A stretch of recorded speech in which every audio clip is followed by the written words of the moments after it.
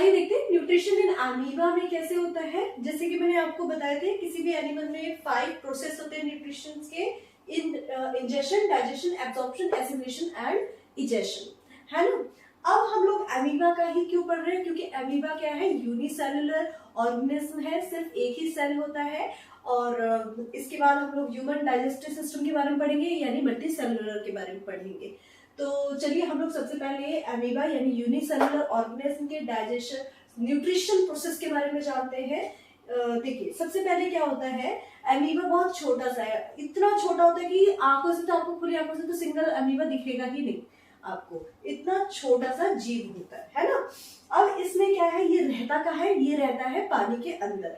और खाना इसका क्या है, ये खाना क्या खाता है। अब क्या होता है, जो पानी में छोटे छोटे प्लांट्स या एनिमल्स इसको दिखते हैं ना, ये जाता है उनको देख के, और यही प्लांट और एनिमल इसके फूड होते हैं। ये क्या करता है, सबसे पहले इंजेक्शन के लिए, मान लो इसको इसका फूड दिख गया, इसको फूड दिखा तो बेचारे के पास सिंगल सेल है, ये इसके पास कोई हाथ पैर कुछ भी नहीं है, तो ये क्या करता है, जल्दी से जाता है उस फूड को देखता है, और अपने ही सेल्स को, बेचारे एक सेल है तो उस सेल को खींचता हुआ क्या करता है, अपने फुट लाइक एक स्ट्रक्चर, एक फीट बना लेता है अपने, और उस सेल्स के आगे जैसे इस तरीके से आप देख सकते हैं कि यहाँ पे क्या है, इसने क्रिएट कर लिए अपने कुछ इस तरीके के हैंड, जिसको हम लोग कहते हैं सूडोपोडिया। सूडोपोडिया का मीनिंग होता है फॉल्स फीट।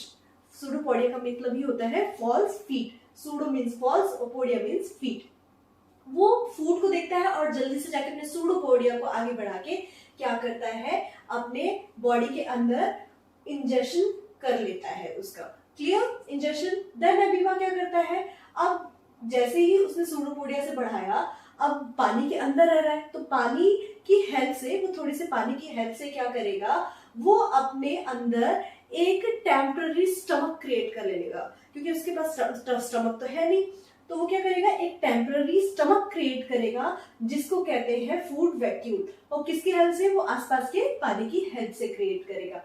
वो क्रिएट कर लेगा, यहाँ पे दिस इज सर्कल जैसे जो आपको दिख रहा है, इसको हम कहते हैं फूड वैक्यूल, जो कि इसका टेम्पररी स्टमक होता है।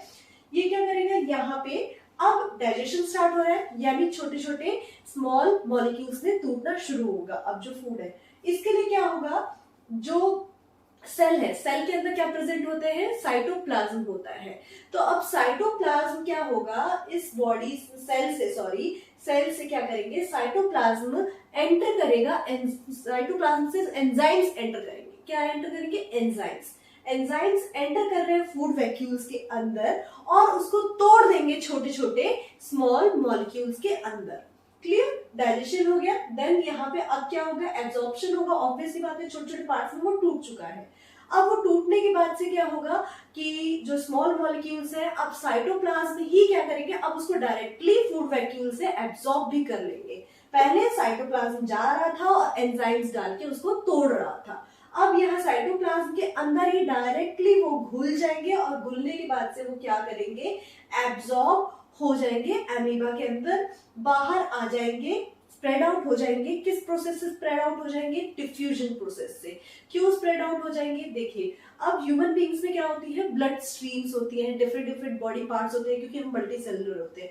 लेकिन यहाँ पे ये क्या है, यूनिसेलुलर है, इनके पास एक ही सेल है, इनके पास कोई दूसरा पार्ट तो है नहीं, तो ये एक ही सेल में क्या करेंगे, ये साइटोप्लाज्म के अंदर घुल के डायरेक्टली और पूरी तरीके से फैल जाएंगे। फैलने के बाद से क्या होगा, अब डाइजेशन, एब्जॉर्प्शन हो गया, यहाँ पे साइटोप्लाज्म के अंदर घुल के जा चुके हैं। अब क्या होगा, अब ये भाई कहाँ, ब्लड स्ट्रीम के थ्रू तो इधर उधर जा नहीं रहे, जैसे कि मैंने बताया, तो अब ये क्या करेंगे, ये लोग आपस में ही ना खुद मोटे हो जाएंगे, यानी स्वेल हो जाएंगे, अपना साइज बढ़ा लेंगे। ये अपना स्वेल नहीं हो जाएंगे, एक्चुअली इसको कहा जाएगा कि अपना साइज जो है बढ़ा लेंगे, बढ़ जाएगी।